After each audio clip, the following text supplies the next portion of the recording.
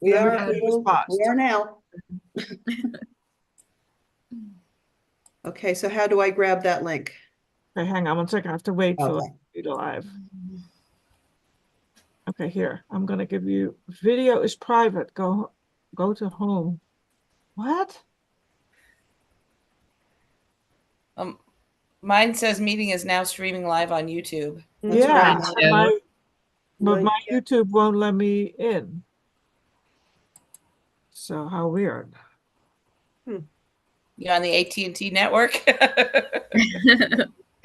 No, we're back, thankfully.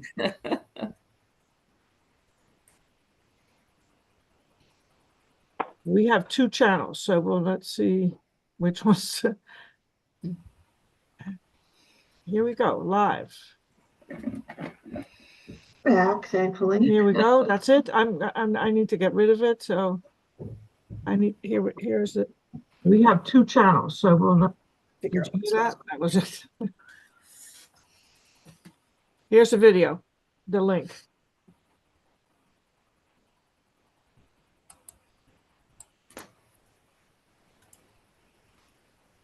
So I'm not going to let people in for another 3 or 4 minutes, I think. So, Okay. Any other questions? It'll be fine. It always goes really well. Yeah, if there's that many people signed up, it means there's a lot of interest. That means we hit a topic, and we're doing this because somebody, I can't remember who, but somebody in one of our feedback.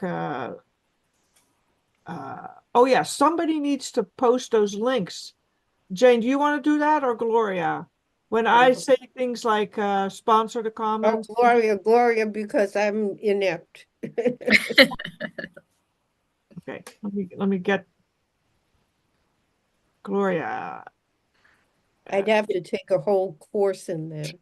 Okay, Yeah, so get me onto the link. I'm sorry. okay, so first of all, I put the YouTube link in the chat, In the chat. and secondly, the script is also in a link in the chat, and I can do it, but if you can take these, see our sponsors, contribute to the commons and stuff like that, links, when I talk about them and paste them into the, Okay, yeah, let me get those pages up then. yeah, it's there's a link in the chat right now. So good. Here we are live on YouTube. 3 people in the waiting room. Not opening. Come on. In 2 minutes, I'm going to start letting them in and start recording.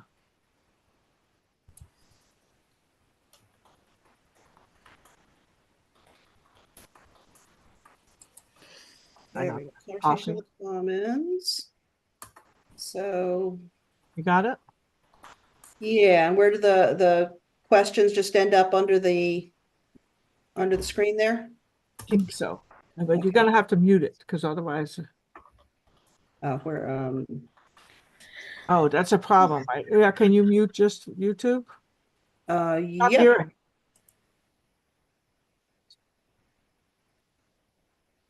I did, but it's not. I'm not hearing myself back, so No, I muted YouTube, but yeah, good. That's good. if I play, there we go. So we're live. Okay.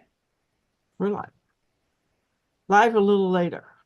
30 seconds or so. There's a delay. Yes, that's that's really annoying. Yeah, Okay. you don't want to even look at it. You want to scroll that up and get rid of it and Yeah. just look at the comments because that's extremely disorienting. So yeah, so just keep the chat box available. But the reason, dear panelists, is that we're scrambling a little bit is that our logistics coordinator, who does all this every week, every 2 weeks or 4 weeks, she's not here, Rachel. I mean, we all have done it before and we know what to do. We just don't do it all the time. So many little details in it. Yeah. Okay, so I want contribute to the MHA. Right? No, they're in the script. I put the link to the script. So, okay, so the links, the donation links are, let's see where. I just want them ready at hand, so when you mention them, I can grab them. Yes. So if you open the script Yeah. for which the link is in the chat, Mhm. okay, and you scroll down, let's see, there's a reminder about upcoming conversations on the Commons, which is not current, but I will, we don't have dates anyway, so I will just talk about them. And if you scroll down from that, it's Uh-huh. another, it says logistics coordinator will drop these links into the chat. You see that? Yes, okay. There you go. All right, I'm going to start recording and start letting people in. So, and then we usually encourage people to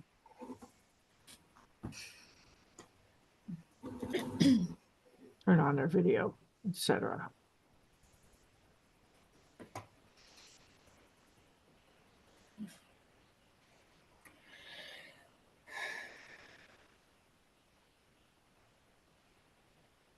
It's amazing. As soon as we're live and getting people, we're all like, Quiet. zip. Let's zip it up. Mhm.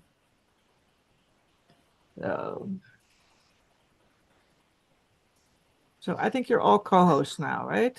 Let's see. Number one, co-host. Okay, you're all co-hosts now. So if you see someone coming in and you need to admit them while I'm talking, Now, did you start the recording? I did. Thank you. Oh, I don't see it. Okay. Oh, you I don't see don't it? see the red light. Yeah, I don't see it.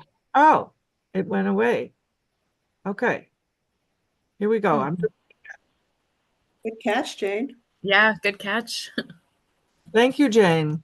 You're welcome. Being on YouTube records it too, which is good, but it's good to have a separate recording. Oh yeah, here's the red light. Yeah, now it says it's recording. Yeah. Mm. No, I think that red light means that our microphones are open. Is that right? And I'm mute. It's a little flashing recording light. It's, Oh yeah. yeah.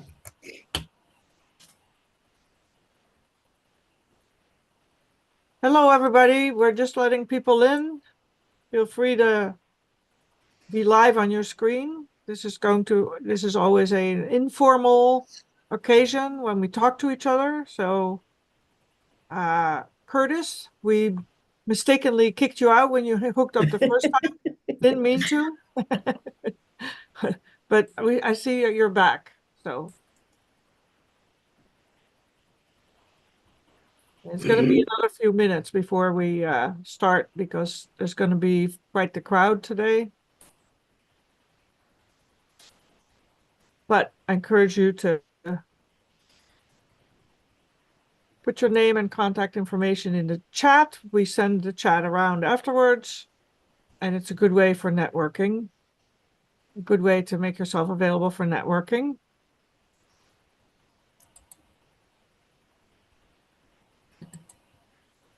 And hi, Susan. Yeah. Susan is muted because of the drilling.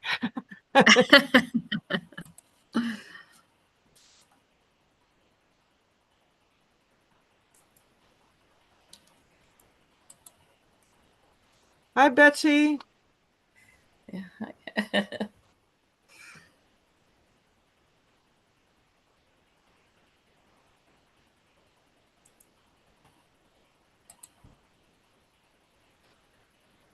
The room I'm doing this in right now is like 100 degrees. I can't Oh my believe it.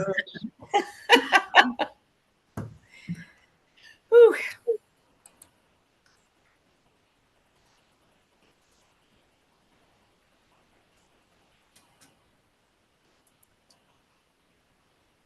So hello, everybody. Hello, Barbara. Hi, Bill. Hi, Pam. I greet everybody who has their video on because we love it when you have your video on. It's like talking with real people as opposed to a Yeah. bunch of black boxes. Hi, Victoria. So, for those of you who just joined, we are still working on letting everybody in. People are still coming in, but I think we're going to start in about a minute.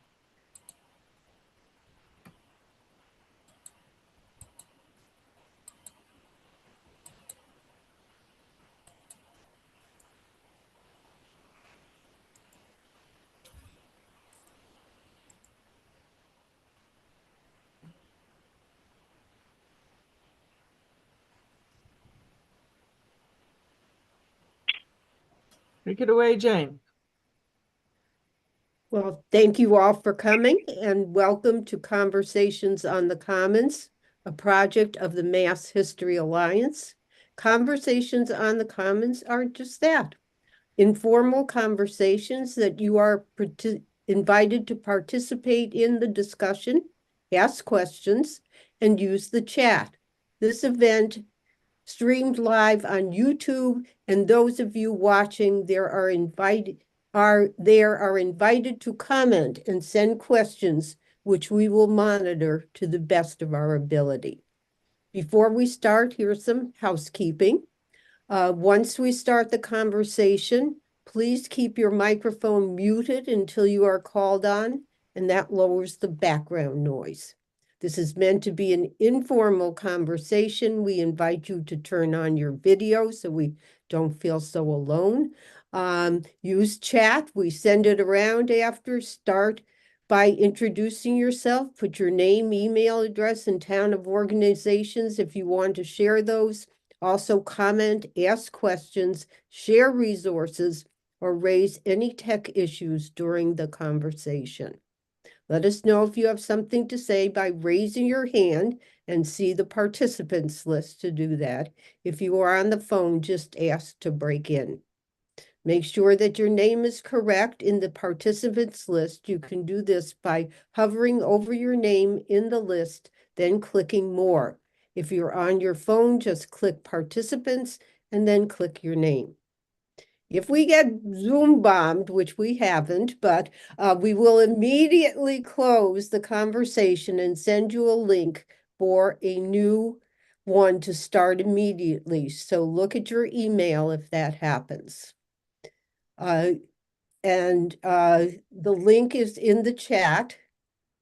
For those of you following the live stream on the Commons site, there's a link to the survey in the Conversations archive.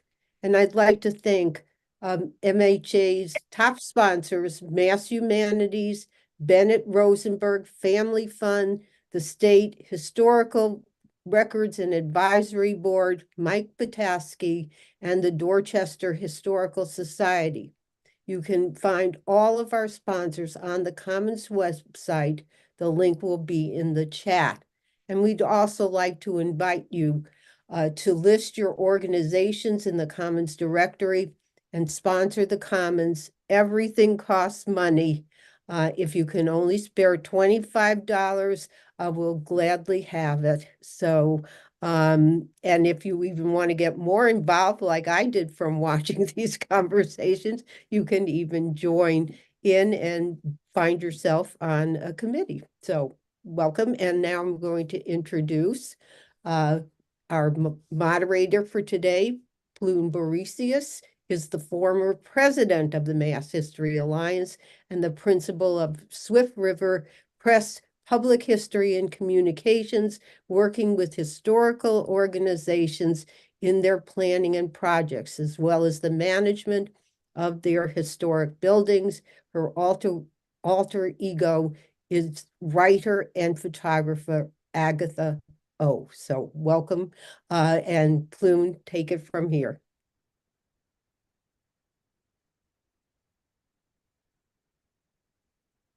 And number one, if you want to be a moderator, you need to turn on your mic.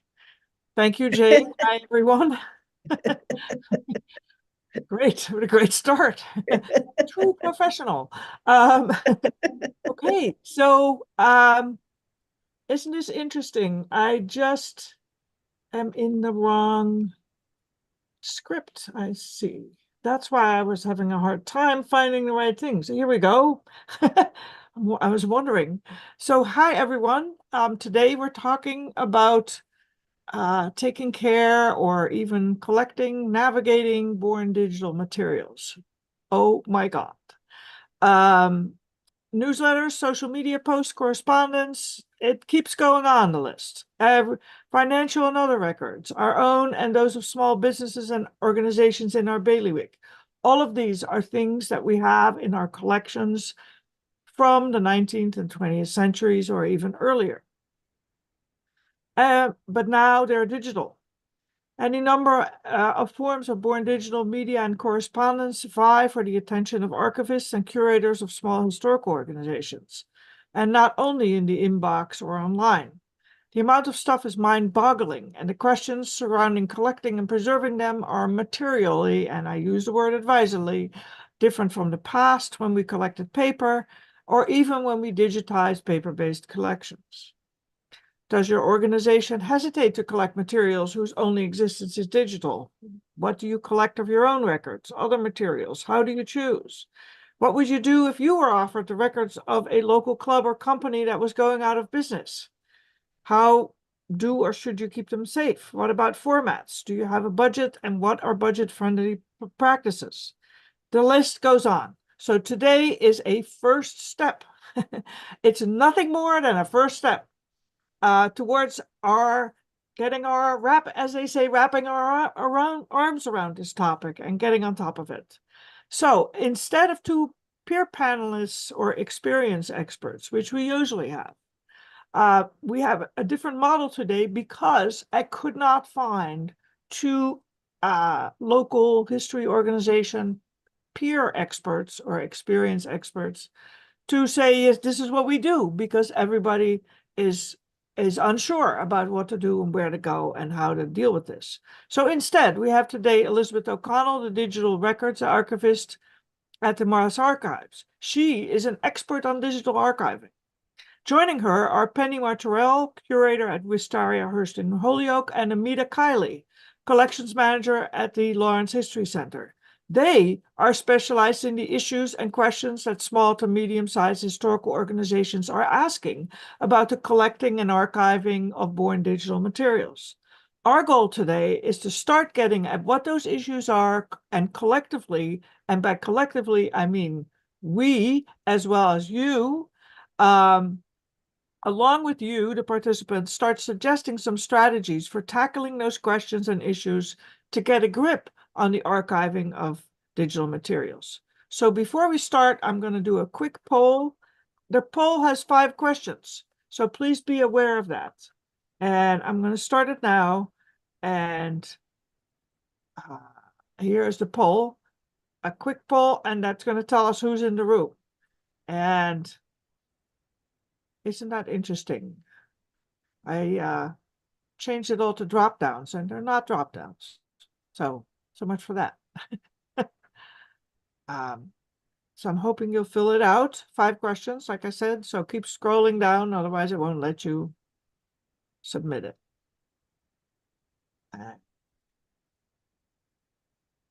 After the poll, I will introduce the panelists and ask them to briefly say something about their particular interest in the issue at hand, that is the collecting and safekeeping of born digital materials. And then we're going to moderated questions, which I will ask them, and you are invited to weigh in on. In fact, encouraged, not just invited. It's, that's what we're all about here, participation. You hope. That's what we try to do. So I'm just waiting for a minute. 17 people have finished their poll.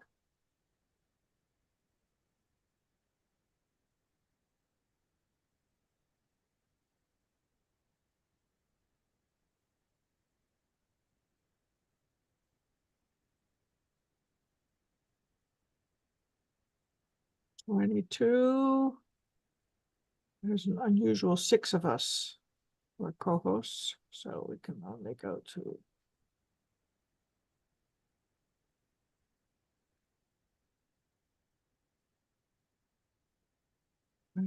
I think that might be it.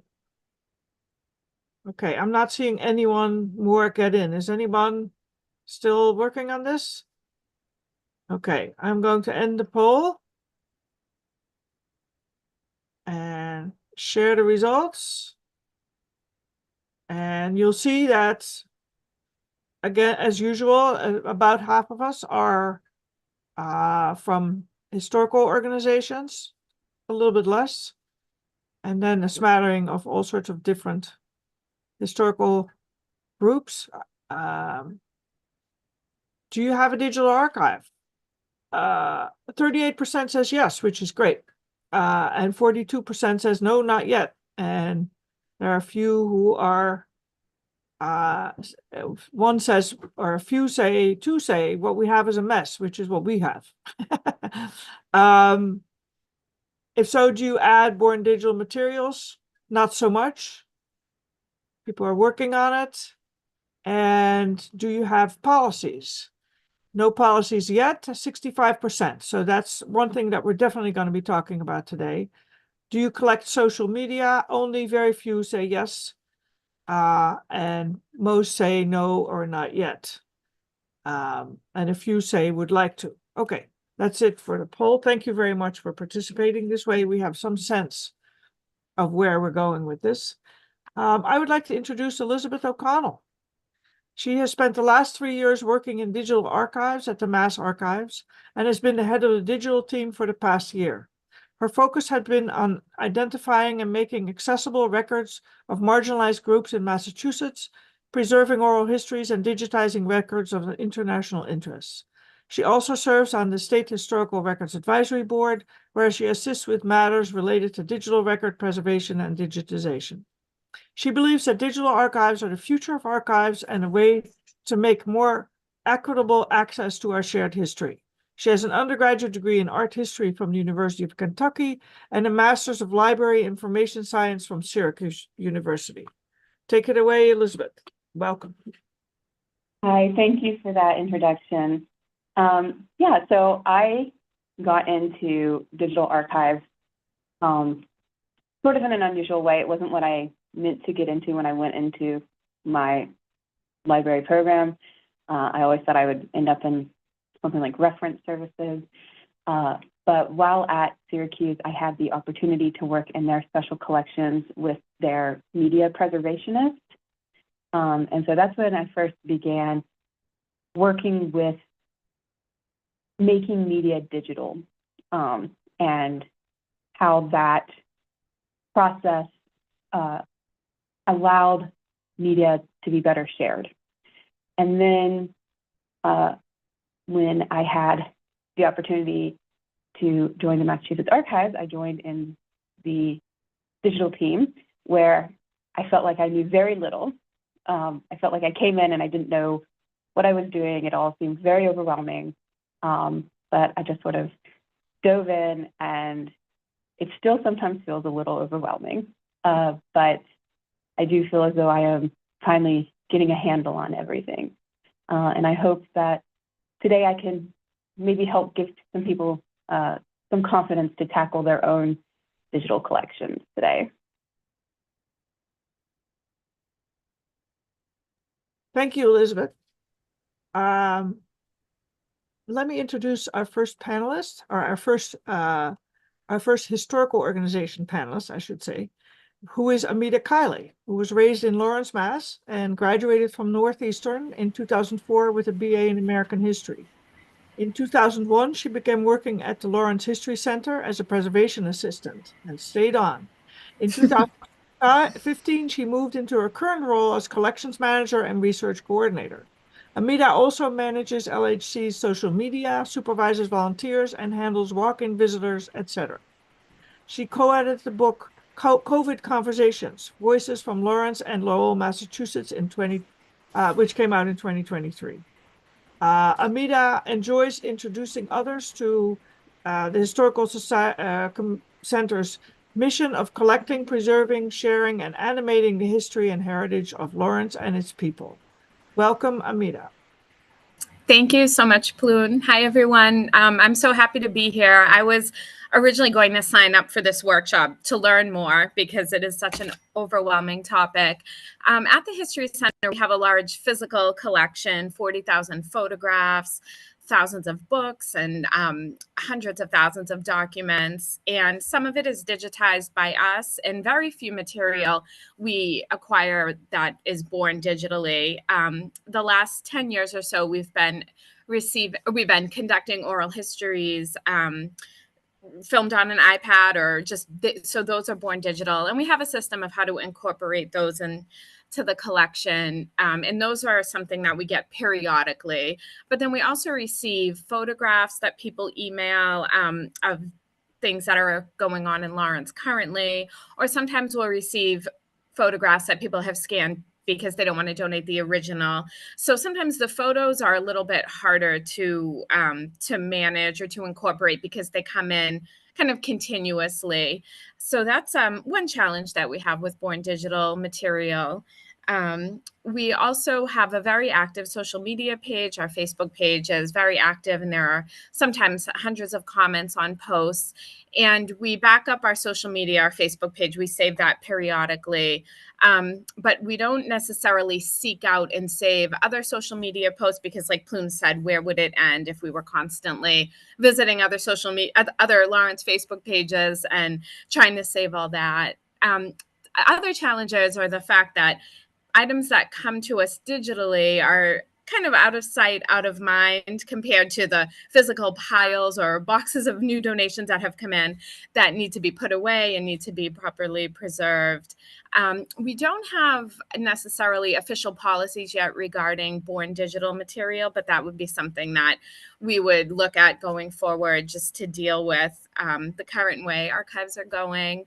We also at the History Center collect current material. So if we get newsletters in the mail from organizations that are currently, existing in Lawrence, and we get their newsletter every week or every month in the mail, physical hard copies, we save those in the collection. But we don't necessarily seek out if they only say publish it online or it comes in email, we don't necessarily print it out. So we have some kind of standards and protocols in place that we follow, and then others are more wily. So I guess we have to kind of figure out what do we collect and where does it end? That's the biggest probably challenge, is where does it end, and how can you justify kind of making more work for yourself when you have physical items that, we've taken in and promised to care for as best we can that need to be processed and need to be put away. So I'm excited for the conversation today and to see what other challenges people have and what has worked for them. So thank you. Thank you, Amita. That's we've got a whole plate full already there. Okay, our final panelist is Penny Martorell. She's passionate about her work as curator of collections at Wistaria Hearst Museum, and she is Holyoke's city historian. When she's not managing and preserving collections in the archive, she is providing opportunities for community organizations, college classes, school groups, and the public to engage with local history, and redefining Wistaria Hearst as a place of local engagement and a repository of local shared memory. Martorell served 5 years on the State Historical Records Advisory Board, and she is a lecturer at the Simmons University Graduate School of Library and Information Science, where she tasks her students to accept the challenges of becoming 21st century archivists, which is, I guess, what we're talking about today. Welcome, Penny.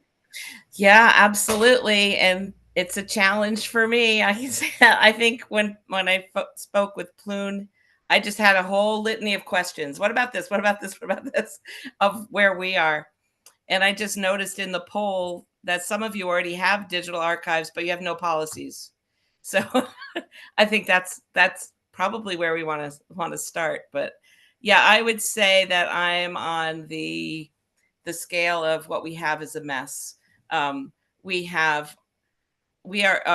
Hearst is a historic house museum in Holyoke, Massachusetts. We have the Skinner family records, we have Holyoke history records, we have papermaking history records. Those are the physical records that we have. But we also have floppy disks, we have CDs, we have DVDs, we have a Google Drive, we have whatever the Microsoft Cloud is. And as a city department, we have access to store things there, but we have, as a city, we have no policy about what goes where and when it comes off there. So yeah, I am one of the people that reflects the litany of questions for today's conversation. So I want to say for a moment what we're not going to talk about today, probably. And that is how in the cloud are we going to store things, or how on what kind of physical hard drive, because that is such a huge topic that we're going to do in the fall. We're going to do a special conversation on the Commons about that. So that the logical first question is, of course, how are you going to build what is a digital archive? Where are you going to build it, etc. And then secondly, where are you going to put it, right? So that is, whereas I would encourage anyone to mention where they are storing things. It's not the focus of today's conversation, because we only have one life to give today. So today we're going to talk about overall issues first and then go to practical questions. The two will likely overlap. I will ask the questions. The three panelists will respond and talk to each other. And then I hope that you all will weigh in as well. And we'll try to scratch the surface.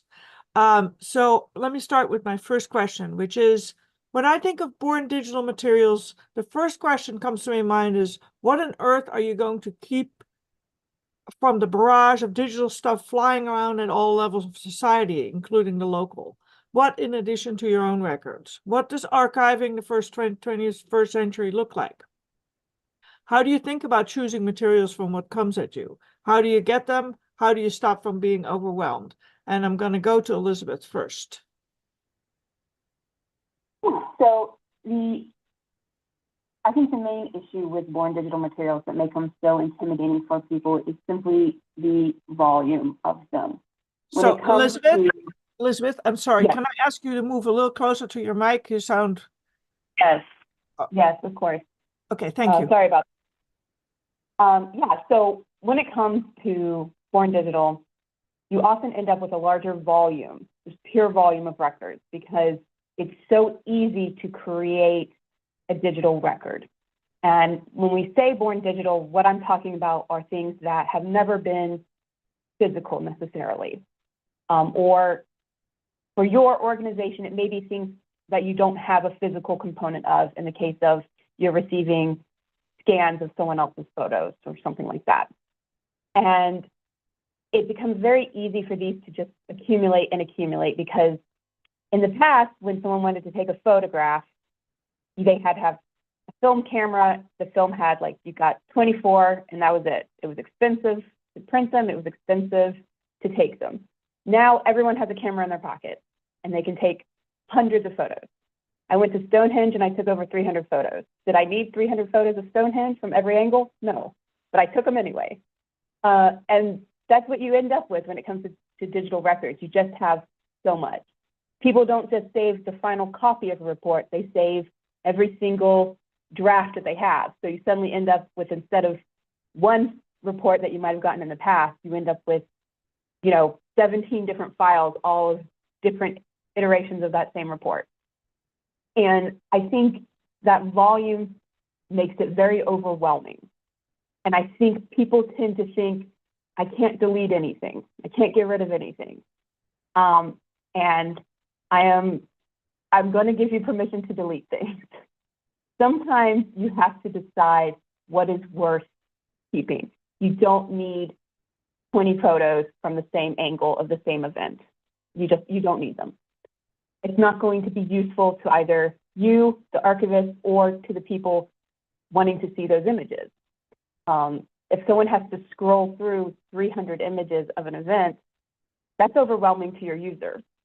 So I think you need to one, you have to give yourself permission to delete things. Two, you have to decide what is going to be most helpful for my user. What is going to be the things that my users are going to want to see? What are the things that are going to be the most useful to them?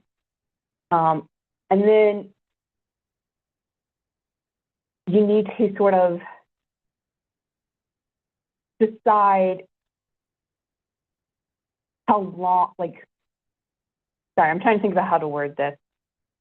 Making a plan is very important before you even really start accumulating things. And the plan will tell you when to accumulate, because with digital things, you can receive them constantly. And that quickly becomes an overwhelming process. With physical donations, people can, you get them once in like a big batch. But with digital, people will they'll start giving you things. And that's when it becomes really difficult to process them, because you're getting them all the time, but you're getting them in very piecemeal. So having a plan of when you're actually going to tackle things is very good. I encourage people not to tackle them in that piecemeal state, but instead to wait until they have accumulated a sufficient amount. Because otherwise it's just going to feel like you're constantly just taking things in, which quickly becomes unsustainable to organizations.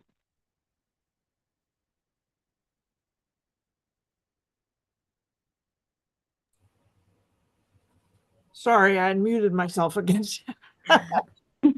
Thank you. I think that's such great advice to have a plan and to control how you're going to accumulate things. You know, people will just send you everything. If you tell them you need to curate this in advance, you know, you can give me, you don't let people drop off boxes willy-nilly at midnight on Friday, right? I mean, that's a fight that we're fighting, you know. 10 years ago, we were like, how are we going to stop people from giving us all these boxes and boxes? And that, you know, it needs to be controlled, and we need to figure out. So you're saying, what I'm hearing you saying, Elizabeth, is that do the same thing, get control of that. So Amita, do you have any comment on that? Yes, actually, when we met last week to discuss this today, Elizabeth also mentioned that, and I took that advice. So permission to delete duplicates. We have so many pictures that are of the same thing, but maybe different angles, or the same few people, but one is looking one way, one is looking the other. So I was working on our Born Digital photos this week, and it kept that advice in mind to kind of think about where the researcher is coming from, what will be most helpful to the researcher looking at these photos when they want to know what was the event like, who was at the event. So keeping that in mind was very helpful in dealing with, say, 50 photos of the same event. So permission to delete duplicates. I was hearing Elizabeth's voice in my head. Also making a plan, because I think for what we receive, it's easy for the donor to just send it through email. So I do want to keep it easy for people to donate things. Maybe if they're not as tech savvy, to go to a Dropbox or a Google Drive or something. So I guess I want to make it easy for the donor to give us things, but also in my mind, I think having a set time where I tackle these items and not feeling overwhelmed with having it come in and thinking I have to do it right then and there. And it also helps with not doing it right then and there, because I found I have a much better perspective. When I did go back to the things that had come in, I thought it didn't seem so much. Whereas when it was coming in, it seemed like, oh, that's a lot to deal with. At the History Center, when our researchers visit, what they look at are things physical. So our photographs that we have them stored up in our media vault, but then we have copies that researchers look at. So one thing that I have to think about is are these Born Digital pictures, should I print copies of them for our binder? Because if someone is looking at, say, our pictures of parades, what they're looking at are physical photocopies or printouts. And so they don't really come to the History Center to sit on a computer to look at digital material. So that's something where I guess we have to think about, do we then say, okay, you looked at all of our photographs that we physically have of parades, but now you're going to go over to the computer to look at the born digital photos of parades. So that's something to think about, because our researchers look at, you know, not the actual pictures, but copies, or if we get someone's genealogy that they wrote and they emailed to us, we print out a copy for our genealogy files. So it's something for us to think about. Do we print out born digital materials, because then that's a whole other story, or do we just kind of direct them after they've looked at what we only have hard copies of? Do we direct them then to an area where we have just born digital materials? I do think that generally you want to avoid making your born digital materials now your physical materials, because that just takes a step back kind of in the evolution of your organization, because you'll quickly just once again end up with an overwhelming amount of stuff. I do think it's important to think about your born digital materials the same way really you think about your physical materials. They need to be processed, they need to be organized, they need to be maintained, and these are all things you need to do for your physical things too. When it comes to your users, though, sometimes you do have to meet them where they're at and what's going to be the way that they can access your copy. And so sometimes that might be printing them out for them. We, at the archives, we usually end up scanning things for people instead of printing anything. That's what I was thinking. But I would say definitely don't attempt to print everything you receive digitally. That's, I think, going to quickly end up with a large volume of printed material. It may be that you might have to tell people, like, we do have these things digitally that you can access on this website or from home, or we can email you so that you can peruse them at, you know, your leisure. I think there is something to be said about having to get people used to the idea that not everything they'll see at an archive is going to be a physical object. Sometimes the things that they will see will not be something they can touch. It's going to be something digital. And that doesn't mean it's any less of a historic object. It just means that the format has evolved as we have evolved. You know, people no longer write on papyrus, but that doesn't mean books aren't as valuable as papyrus. So yeah, I do think you have to get your users used to the fact that history is now being recorded digitally. I think that's a really good point. Penny, what do you think? I am way earlier than that. I am just in the process of assessing what we have and where it is, because we have digital materials that go back to the beginning of the 2000s. I have, you know, the little tiny square floppy disks in different places. You know, everything is all over the place. So it's not even in one place. I'm not even ready to like start with a policy yet. I have to find out what I have and then come up with some kind of ranking system to, you know, what is the important things? What are we going to focus on? How are we going to do that? That's why I was interested that people are already collecting things. We all have been forced to collect these things, but many of us don't even know what we have yet or know what to do with it once we have it. So yeah, an assessment and inventory would be a place to start. Yeah, I highly recommend that the first thing you do is acquire intellectual control over your born digital objects. And often that means you're going to have to sit there and survey them. And it's just like how you would survey a collection that was physical. You got to go through and you got to look at it. And that means you're going to have to look at all those floppy disks. You're going to have to look at what's on the CD. And I also recommend, for your own sake, to make things easier in the future, move everything to the same location. This way, obviously, you're going to want to separate things into like different file folders. So you're going to want to have them all in the same place so that you're not having to pull this floppy disk, this hard drive, this, you know, cloud folder, whatever. You're going to want to have copies. You're going to want to make copies, high fidelity copies onto a centralized location so that you can actually see how much you have and you can start working on it and start processing it. For instance, at the archive, I have a ton of things. I have CDs, I have floppy disks, I have floppy disks that look like those big giant ones with the hole in the center, the actual floppy ones. I have hard drives. I have hard drives dating back to the early 2000s up to 1 terabyte hard drives that I get from people today. And one of the first things I do whenever I acquire a new media is I take it and I copy it to a centralized server. And this server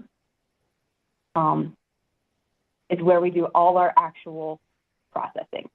It is like taking those boxes of physical records you have and moving them to a storage room where you can actually lay things out and look at them and process them and see what you have. And it's going to take a lot of time in the beginning as you have to do everything you have accumulated. But then once you have things in there, it becomes easier because when you get something, you just sort of automatically think, let me put it over here. Let me put it into the work pile. And for instance, I have something in the realm of 60 folders or so in my working drive, which are things that are actively being still processed, which, yes, is a lot. And then in my completed folder, I have 22 things. So we've only completed 22 collections here at the archive. We have 60 that we are still working through. And some of these are here because they're things that we're always going to get more of them, things like bulletins. We're always going to get more bulletins. And some of them are just completed collections we haven't finished processing yet. But taking your myriad of digital files and putting them in one location that's sort of the start of where, before you even really make a plan for processing them, you're going to want to put everything into one location so you can actually make that plan. Because if you don't know the extent of what you have no way of knowing what to do, how long it's going to take you, how much space you're going to need. So the step one for me is put it all in one location. So Elizabeth, I have a question about that. So if I'm starting out, like, is a 1 terabyte hard drive a good place to start to accumulate things? I mean, I can visualize a collection of boxes. I can't visualize how much a terabyte is. It is really hard. It is really hard. I can tell you that, let's see.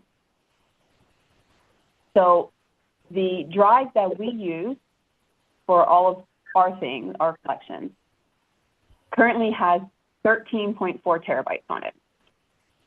I want to make this clear. This is not going to be the usual. We have a lot more stuff probably here at the archives than a lot of you have. And we often scan, when we digitize materials, we often digitize them to the highest quality, which makes very, very large files. If you're not receiving a bunch of like TIFFs from people, you're not going to use nearly as much space. If what you have is a lot of docs or a lot of JPEGs, you're not going to be using nearly as much space. So I would probably recommend, honestly, I would probably recommend 2 terabyte, because you can get a 2 terabyte external hard drive for not that much money. Mhm. I think you can get them for like $100 off of Amazon or something. Storage space has become remarkably cheap. When we think about how much it used to cost way back.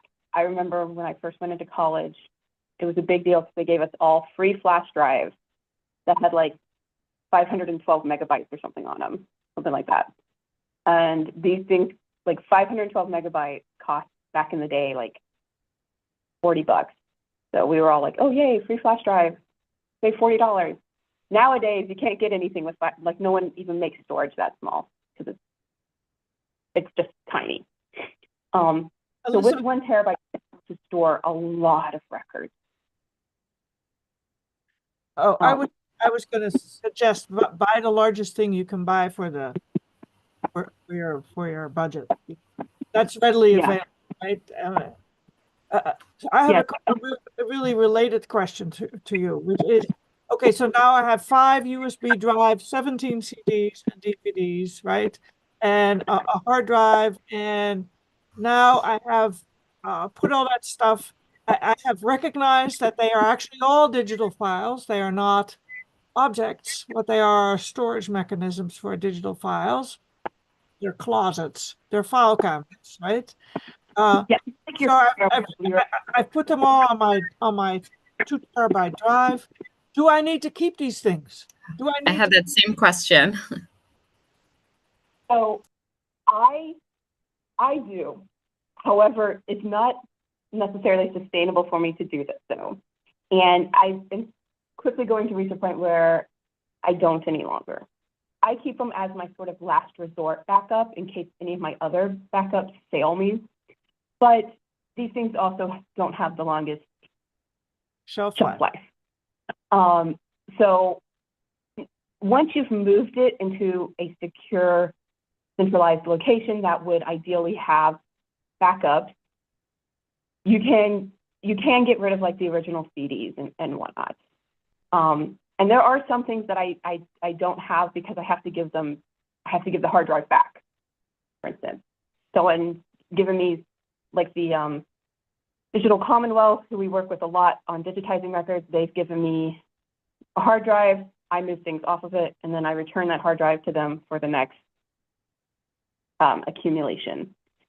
So basically, no, you can get rid of these things. If you have the space, you can always keep them as a sort of, extra security blanket, which is why I have like 5 square foot boxes just of hard drives. But it's not necessarily once you've moved them to your ideal secure location, which would ideally be some sort of server space on your system. And you're going to want to have backup. We typically say 2 physical, 1 cloud at the minimum. So your physical could be your server, a backup hard drive, and then whatever cloud storage you use. A lot of cloud storage places for archival materials offer, like with the package, a backup. So you can take advantage of that. For instance, we at the archives, we have things stored in 2 locations on a physical server downtown, a backup server in Oregon State. There's going to be another backup server in New Hampshire. There is the Amazon cloud. And then things are often, I still have their original container that they came to us on. So Elizabeth, do you know, are there services that will convert like a floppy disk of different sizes or take materials off CDs or DVDs? for you? There are that do that. There are services that will digitize your records, like will take things and give you the digital records, and usually will store them for you on some sort of cloud. I don't know a super lot about all of them, and I can't recommend any, but they do exist. And I know soon the state is coming out with an FAC about digital services, and they might have some on there that are like the state, that the state uses. That FAC was supposed to come out. What is an SAC? Sorry. Oh, this is like an approved list of vendors that people in the state can use without getting like extra permission, basically. So it's kind of like an approved vendor. So it's vendors that have been somewhat vetted by us, by the state, I should say. Oh, and that's they're not recommended by the state, but it's like a good kind of, it can be a good starting point for people who don't know like where to start looking. right. And that's going to be FAC 126. And once it's live, you can just Google FAC 126 and it pops up. Other than that, I don't really know a ton. I noticed someone had a question about, what's it called? Forever digital services. I did notice that was the question somebody asked on the spreadsheet. And they seemed, I guess. They're part of Ancestry.com.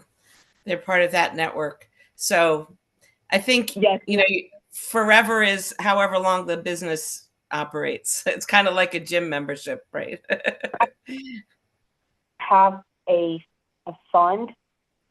So the idea is that you would not be as beholden to the whims of the market with them because they have a dedicated invested fund. I will say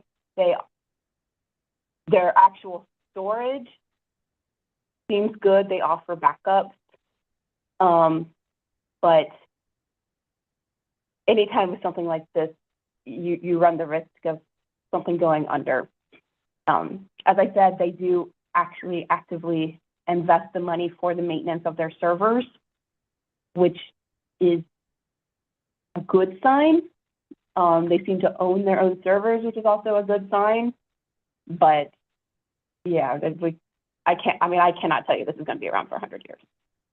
So we're going to, like I said, we're going to do a special program on the actual storing because it's a whole, there are any number of possibilities, and there's also all the protocols that you have to go through because those physical hard drives, you know, they don't last forever either. So they need to be switched out and on a certain schedule. So it does take a certain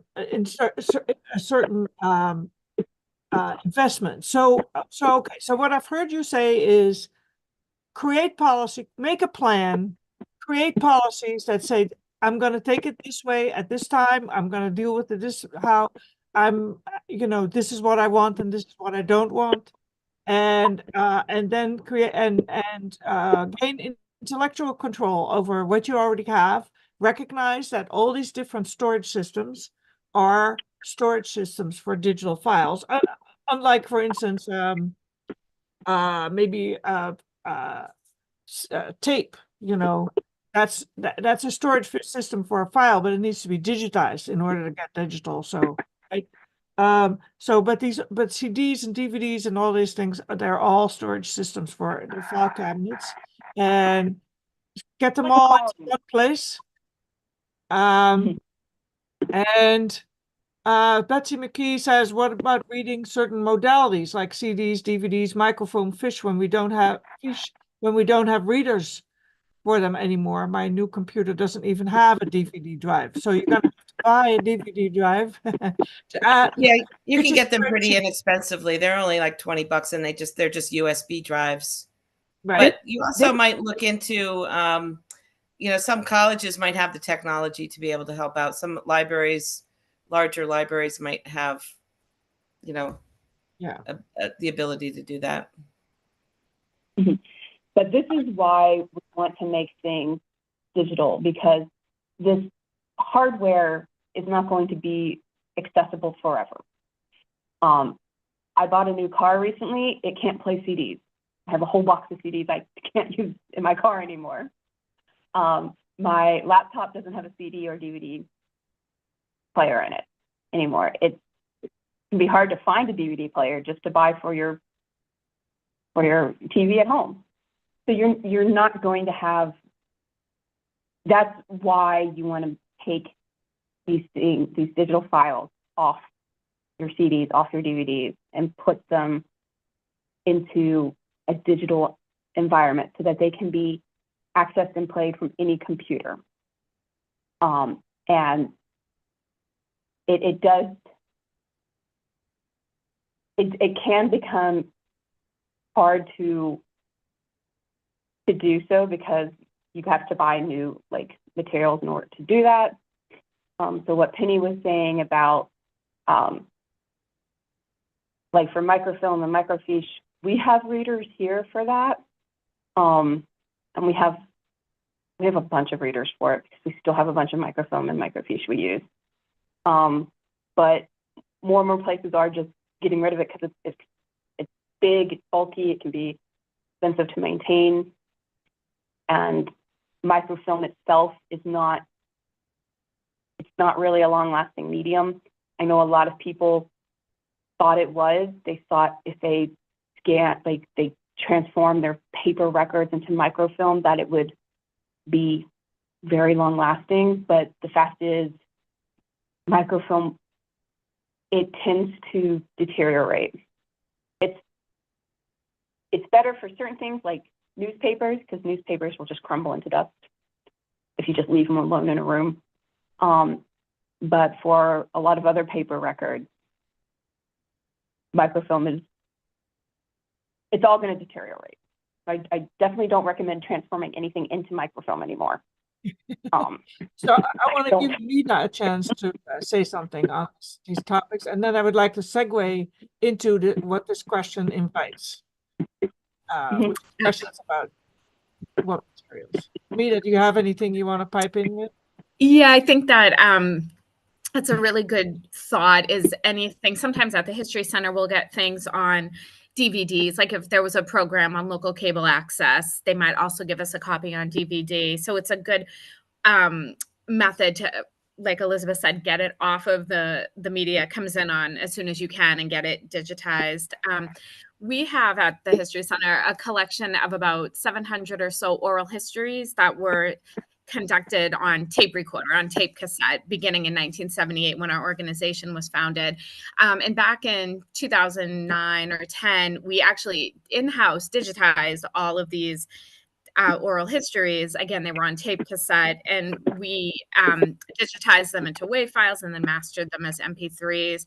So we have all of those oral histories digitized and backed up. And although recently someone was looking for one that we, for some reason, didn't have digitized, and we don't have the equipment in-house anymore to digitize it the way we used to. But what we did was we still have tape players. We still have, we keep a tape cassette, a tape player, a VCR. We have something to play what we have. So what I did was I played the actual tape that was recorded in maybe 1980. Thankfully it worked. It didn't, spit out, and then recorded the audio on our iPad, and then was able to share the iPad, the file that was produced on the iPad with the researcher. So it's kind of a roundabout way to share the audio from the oral history. But now, of course, oral histories are just filmed on an iPad, so we don't run into that problem. But just, getting things off of the media in which they come in on is a really good first or necessary first step. My laptop still has a CD player, but our computers at the History Center, the desktops don't. So it is a good kind of first automatic step is get the things off of the thumb drive or off of the CD or DVD and onto your server if you can. So I want to segue because it's interesting. This is how we're still sort of unfamiliar with the topic, because we very readily segued from born digital materials, which is materials that have only ever had a digital identity. They were always on a CD or a DVD or a USB. They were always comprised of ones and zeros in large quantities, and transferring them, right? We very easily segued into digitizing microfiche, right?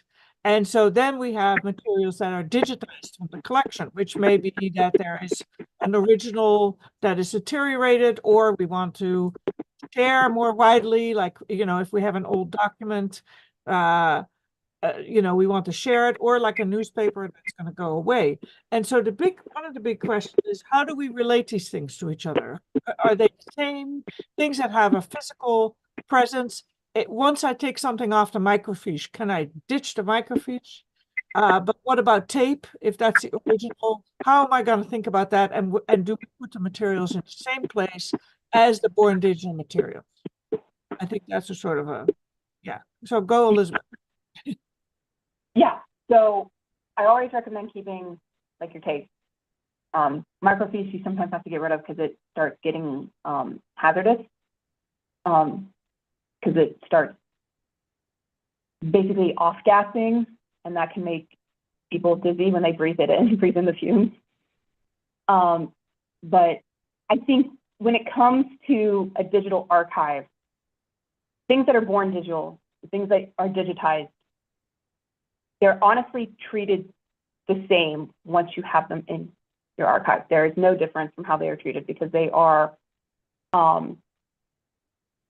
they're all now digital files. And so you treat them the same. The thing with born digital is how you acquire them is different. So having that plan for how you're going to deal with them as they come in is very important. But once all your files that you have are digital, you honestly treat them the same. You organize them the same. You maintain them the same. I noticed that Betsy had a question on naming conventions for the digital files. We actually wrote the archives wrote a guide for that, which is now linked. Because organizing them, once you have your digital files, you want to organize them. And this is the same way that really you need to think about organizing your physical files. When you organize your physical files, you think about, container, and then like smaller, like folders. You think about like the items. Every digital file is an item that can then be organized in folders. And you can sometimes have several folders down if you need to. For an example, we have a collection of files that are digitized maps that are organized by town. We have the town so we have the top folder, which is the collection, which is the WPA map. Then we have individual folders for each town. And then inside of that are our files, which are named according to our file naming convention. So I think there's this idea that you have to think about it entirely differently from how you think about your physical records. But at the highest level, you're thinking about it the same way. It's just that your format is different.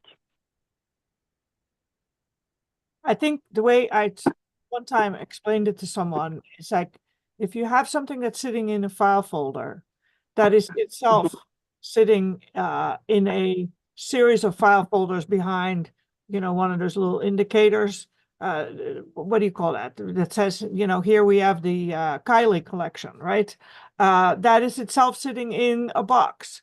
Then these are all boxes within boxes within boxes, right? So you could do the same thing online. You just put folders within folders within folders, so that the collection folder is one folder, and in it has 17 folders for the different aspects of the collection or the different boxes that it otherwise would have been in.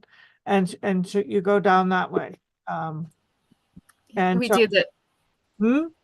oh, I was going to say we do the same thing. Once it's digitized and in your collection, it's treating it like your other digitized material just makes the most sense. It doesn't seem like there's a reason to keep it separate once you have it incorporated, and then everything is in one place and easier to find and easier to share.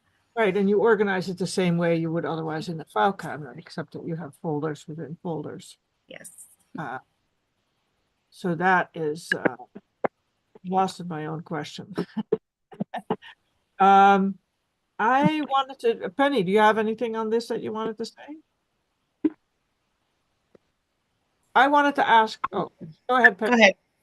Okay, I wanted to ask about formats because we have files in formats. Not only do we have things on floppies that we can no longer, right? We also have things in formats that we can no longer read or that are in proprietary formats. Do you have any advice on that? Yeah. So so obviously file formats change a lot over time. Like even just like Word docs went from being like .doc to being like .docx or something. And so the worry is you're no longer going to be able to open them. And then some systems have their own sort of proprietary file formats. For instance, PowerPoint has like the .ppt, I believe it is. Whenever possible, my recommendation is to preserve the original file structure, but to also make an access copy, which the access copy would ideally be a file format that is unlikely to become inaccessible. And the Smithsonian Archives has a list of formats they believe to be the best preservation formats. I'm going to put that link in. And Meg, I will get to your comment later. The main ones are PDF or PDF-A, whenever you can. And these are good for things like your Word docs, your PowerPoint, your Excel, things like that. Presentations, spreadsheets, all that can be transferred into a PDF. Images, the best recommendation is the TIFF, the uncompressed TIFF. You can have the TIFF. If you're unlikely to receive things in a TIFF format, unless from like a photographer or from, if you get something digitized, you might receive it in a TIFF format. JPEG also works. PNG can also work, but JPEG is kind of the more like preferred. For videos, it's things like the .mov. That's going to be accessible on more video players, and just so on and so forth. So, like I said, I do recommend keeping your file in the original format that you receive it. So if you receive, say, a PowerPoint, you would keep it as a PowerPoint, but you would also make a copy that is a PDF, and that becomes your access copy. Your archival copy might still be the original PowerPoint, but there's every chance that PowerPoint will no longer be open, like something we can open in the future. I highly doubt Windows is going to go under, but you never know. So yeah, so don't be afraid to transform these things into a file format that's more sustainable long term. And I think, I'm sorry, can I buzz in for one moment since I'm a photographer? a JPEG, every time you open and close a JPEG and change something, it loses information. Every time you open and close it, the JPEG says, let's see, can I make a black that's pretty much the same kind of good black as it was before and take away some more of these pixels, and they'll take away pixels. So over time, they'll get worse. So even if you get a JPEG in, if you transform it into a TIFF, you then have a copy that will no longer do that, so that you can then make of it a JPEG for use, and then you have a stable copy and one that's smaller for use, right? Is that right, Elizabeth? Yeah. So you want to have the most stable and accessible format. Yes, we acquire things like as TIFFs quite often, but we do sometimes make access copies that are PDFs or JPEGs, because TIFFs are giant formats. So they can take forever to display on like websites. Because sometimes you're wanting to create an access copy just to make things more easily accessible. And I do have also a link to digitization guidelines, which talk a little bit about like PDF versus PDFA and TIFF versus JPEG and what the difference is there. So yeah, so basically in summary, you're probably going to want to create sort of these stable access copies or these preservation formats of your documents. But I do recommend still keeping the original as well, although that'll be up to your organization's use case. At the archives, we have the mandate to preserve things as close to how they are originally as we can. So I do keep these formats that things like an XML or something that aren't necessarily preservation copies, but I still keep them. Can I ask? Sometimes Sorry, I thought you were finished. Yeah. Sometimes you are going to end up with a file format you can't open. We have some of them at the archives, and we can't open them. We don't have whatever software was originally used to create them. This is the case in terms of things like databases. I think way back in the day, some digital cameras were doing like their own picture formats or something. So sometimes you're going to have things you can't open. Save them anyway, because you might someday be able to open them. And just kind of acknowledge you're doing the best you can. It's like keeping something in a language you can't read. You know, you don't get rid of it because maybe someday you'll find someone who can speak that language. Or rolled up Dead Sea Scrolls, for that matter. Yeah.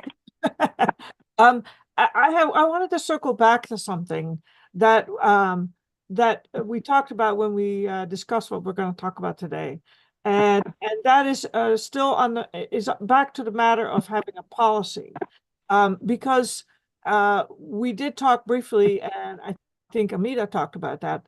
What do you keep of your own records? How do you keep it? What can your policy be for, like, if you get emails from a small business, you know, do you want those, and how do you go about that? Yes, I'm fortunate in that what we have to keep as the archives as an organization is determined by law. So our policy is made by, like, basically our lawmakers, but you do want to create a policy for things like email and social media on what you keep. And because otherwise you're going to end up with a million things, especially with email. My inbox currently has 6,000 things in it. Not all of that is things that are things that I'm required to keep for archival purposes. So being very clear on what needs to be kept for your archival purposes is very important. So it might be things like, for email, for example, you might want to keep things like emails that have meeting minutes, or emails that talk about meetings with outside organizations, or emails that talk about policies and policy changes. But you don't need emails of things like, you know, there's cake in the break room, or are you going to be in on Tuesday, or can we change this meeting to 3 p.m., or any of the myriad of professional organization emails you probably get. I get several a day from like the Society of American Archivists and you know, others, and I don't have to keep those for archival purposes. There's no point in keeping those. So deciding what you keep and what you don't keep is very important, and you want to outline that to the workers in your organization. Social media is the same way. You want to decide what do you want to keep. As Amita was saying, you know, they back up their own Facebook, but they don't keep other organizations' Facebooks. And I think that's a reasonable expectation, because sometimes if you start, you're never going to end. So deciding what is going to be what you keep, but also what is not going to be what you keep, is very important. I unfortunately have a sample policy. You do not, or you do? I don't. As I said, well,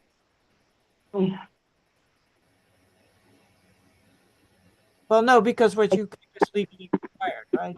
So Penny, you were going to say something. Yes. So as the department of the city, what recently happened is our Board of Health director of the department got another job, and his email was coming into he kept track of his Google Gmail through his name, but when he leaves, that disappears. I mean, there's a certain amount of backup that the city does for it, but he was instrumental in Holyoke dealing with the COVID, situation. So I had asked him before he left in the IT department to save his emails, which we did. But it goes to, when you set up your name with an email with your name rather than your job position in a large organization, there's no continuity that takes place so all of his email would have just disappeared had I not, asked him to save all of that. That's just another level of complication. But I mean, I'm thankful that the city clerk has to deal with all of the things that need to be stored by law, but we get a lot of the extraneous stuff and stuff that we find that might have value not buried in the city clerk's office. So And then the other thing I just wanted to say is that we have shifted over to using Canva, which is an online graphic design program. But I worry about all of our material in there. Where is that going to end up? It's all stored online. It's all done and designed online. And I, as an archivist, I don't really have any control over that anymore. Where it used to be, I'd at least have a printed out poster or flyer or something like that. So just another thing, when you start using proprietary software, how long is it going to be around for? But nonetheless, the product of that, that you use, like if you make a postcard, let's say, even if it's a digital postcard, you still have that digital postcard, right? So, right. So, my sense is, for me, and I don't know, I'm not really an archivist at all, but I've always thought of this as, think of the parallel, right? Think of how you can parallel policies. In some cases, they're very different. Like emails, we have a collection of letters from the 17th century, we want every scrap, right? We want the scraps that will say, we'll meet you on Tuesday, right? And so now we say, well, we have so much of it. So it's in some ways a little bit different. So we're going to have to come up with slightly different policies. And I don't think that I know of a sample policy, but we're going to try to find one for you, Betsy. It's not, we're standing at the cradle of this. So maybe what we'll do is crowdsource policies and come up with some together, hammering it out. That might be one way to go. Because it isn't all that simple. And also the same with, are you going to keep newsletters from online newsletters from organizations in your town, right? You used to always do that, right? That's like what you said, Amita. You don't have a parallel policy, right? You keep Right. paper ones, but you don't keep the digital ones. Right. There's some inconsistency because if we get it in the mail or someone donates it, it goes right into a box with the others. But if it just comes to my email, I don't necessarily save it or even print it to put in the box. And going back to what you said, Plune, about it just reminded me, like when I was looking through, say, the pictures of the parade I mentioned earlier, a recent parade, and there's 50 pictures, and a lot of them are all of the same group of people or same angle, and you think, oh, we have a good representation. I don't need 5 different ones. But then thinking if it was a photo from a parade in 1870, actual photos, I might think differently. I might think, wow, even though it's the same angle, these are from 1870. So sometimes it's hard to think about, in 100 years, is someone going to say, wow, look at this, 5 of the same angle, but they're awesome because they're 100 years old. So it's sometimes hard to think, there's different ways you could think about it. And then for policies, if someone donates something to us, I keep referring to photos, born digital photos, because that's the most digitized material we get. I still have them fill out a deed of gift, and we still send a thank you, and we still accept it into the collection, and it's still given an accession number because it's treated like an actual photo, even though it was born digital. So we kind of keep the policies of how we handle it once we receive it are the same as physical material. So that's interesting because I would be inclined, but maybe I'm too digital myself. I would be kind of inclined to set up a form and say, if you want to donate policies to us, why don't you fill out this form online and upload the photographs? They go straight to whatever storage you're using, and that way you don't have to worry about transferring them from your Gmail or your email into someone else's, and that way you encourage people to do a little bit of writing themselves. But maybe that makes it too hard. I don't know. Do you think that makes it too hard? I think we need to start training our donors to do that. Like, that's the acceptable way to do it. I mean, it's new to them, it's new to us. Why not learn together and move forward together? Yeah. I do think you risk losing intellectual control over the materials. If people can just donate them straight into your server, you're not going to know what's there necessarily. And so that would be my concern. It also could be things that you don't necessarily want to collect.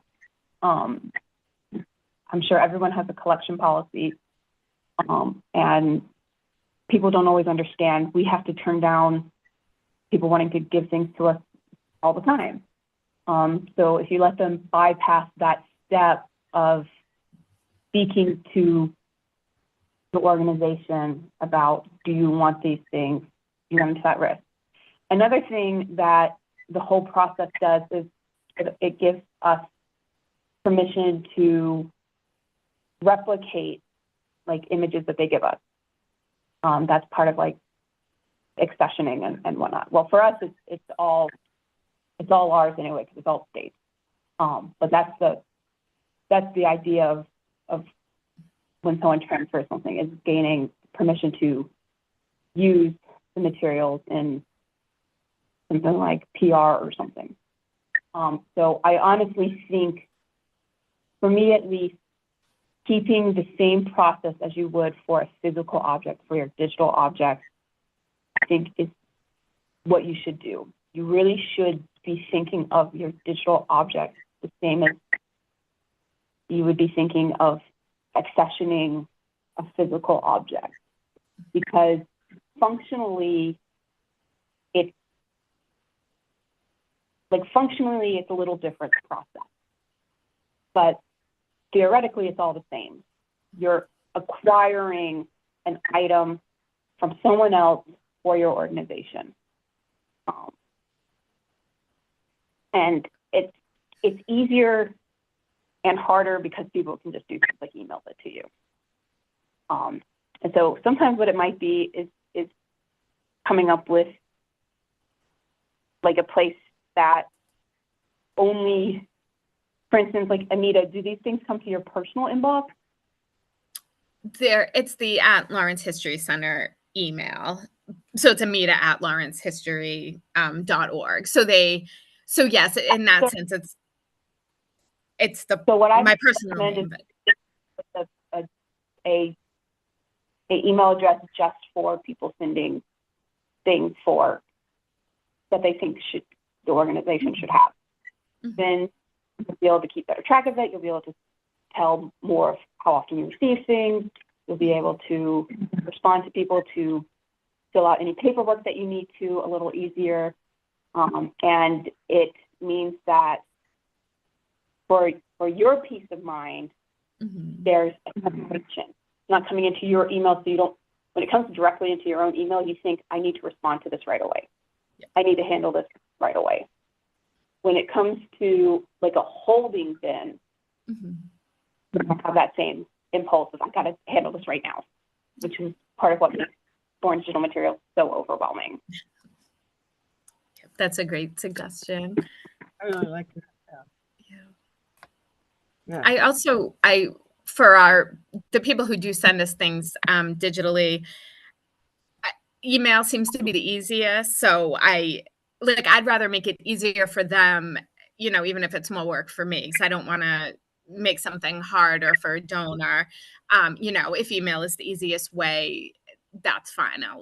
That's how we'll accept things. There will be times people won't feel email because they'll be too large.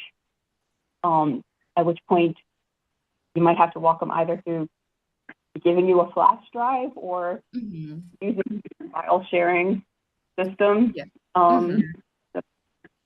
Yeah. Luckily, so far it's manageable, but it's because it's kind of from the same set of people, but it's something to think about. But I do agree too with what you said, with making sure that we take ownership of the material and not having a kind of a free for all where people can just leave things. Because as time goes on and you say you have that 10 or 15 years and you have 10 or 15 years worth of digital donations that, you don't have ownership of. So I'm glad that you also think it's good to keep the same paperwork track and deed of gift and making sure you have clear outright ownership of the scans.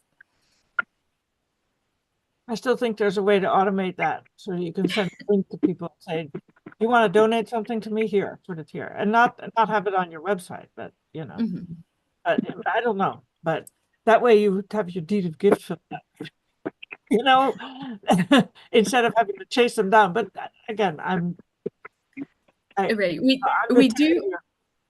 we do have, this is a little unrelated, but on our website, we do have a JOT form for someone to fill out permissions if they're doing an oral history with us. So it's right online and they fill it out and it's done. We don't have to physically mail it back and forth or email it back and forth. So we do have that capability of kind of online permissions, digital permissions.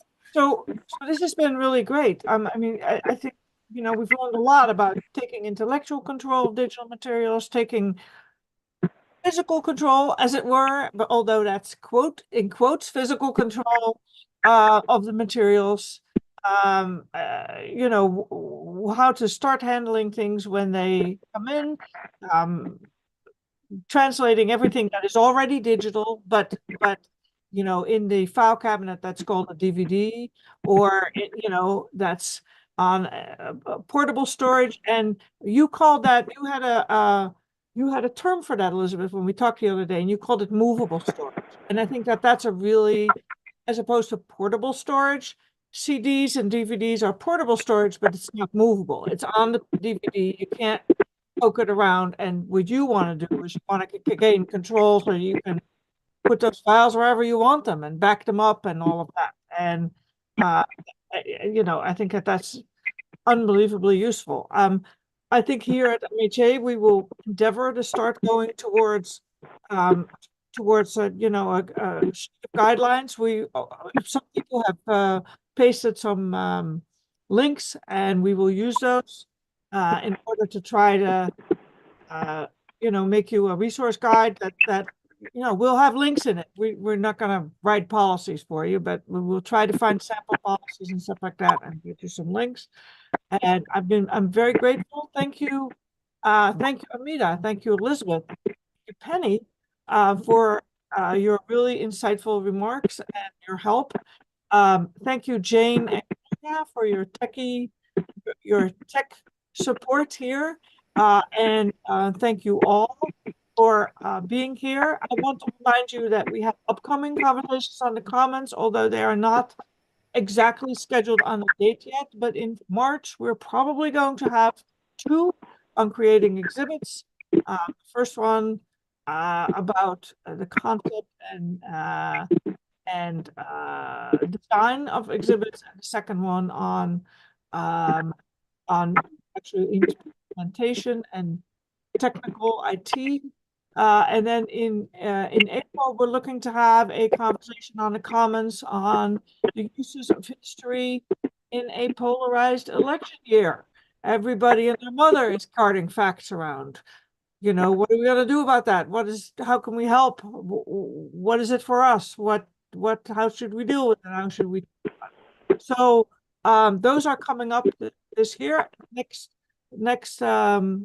Next fall, we will be doing one for sure on servers and backups and drives and cloud storage. And it'll probably take me till summer and I find someone who says, yes, I'm willing to advise everybody on all of this. And but meanwhile, thank you so much. See you next time. Please fill out the survey. The reason this program, Gloria, maybe you can find the survey and paste it in the chat, but it is also near the top of the chat. But the reason we have this program is because someone suggested we do a conversation on the Commons on board digital materials. So fill out the response form and we actually respond. So thank you and see you next time.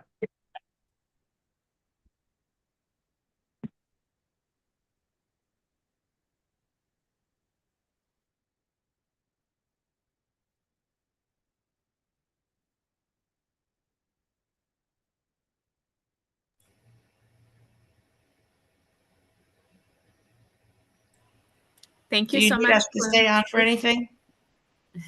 Thank you. Thank you. This was great. I thought it was great, and I'm hoping that we can start to create a resource guide on this because it's really something that people feel that they want and need, right? Oh, definitely. So, when I have enough time when I have 2 seconds to rub together, let's. That might be Okay. summer. I don't know. Yeah. See you later. All right. Thank Bye. you. Bye, everybody.